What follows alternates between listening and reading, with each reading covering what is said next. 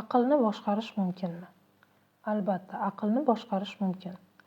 Aqlni boshqarish bosqichma-bosqich o'rganiladi. Hozir siz bilan birinchi bosqichini o'rganamiz.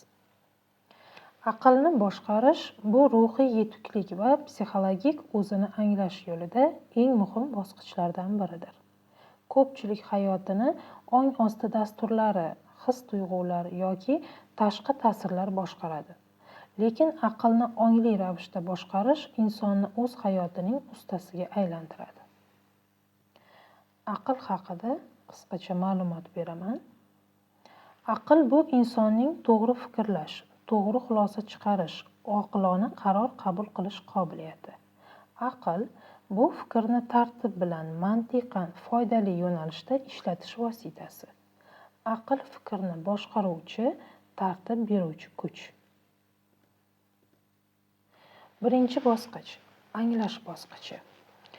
Bu aqlni kuzatishni o'rganish bosqichi.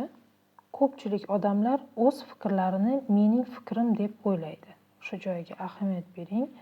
Biz rostdan ham fikrlarimizni mani fikrim deb o'ylaymiz. Aslida esa fikrlar bu miya oqimida oqayotgan to'lqinlar. Siz esa ularni kuzatuvchi bo'lishni o'rganishingiz kerak. Birinchi mashq. Har kuni 5 daqiqa jim o'tirib, fikrlaringizni faqat kuzating. Men o'ylayapman emas, balki menda fikr o'tyapti deb qarang. Bu mashqqa iloji bo'lsa, o'zingiz yolg'iz bitta xonada 5 daqiqagina vaqt yetadi bu uchun. Fikrlaringizni kuzating. Iloji bo'lsa, ularni yozing daftarga. Agar yozish imkoniyatingiz bo'lmasa, kuzatganingizni o'zi ham zo'r natija beradi sizga. 5 daqiqa man o'ylayapman demaysiz. Faqat fikrlaringizni kuzatasiz. Mandan nima fikr o'tyapti? Bu birinchi mashq.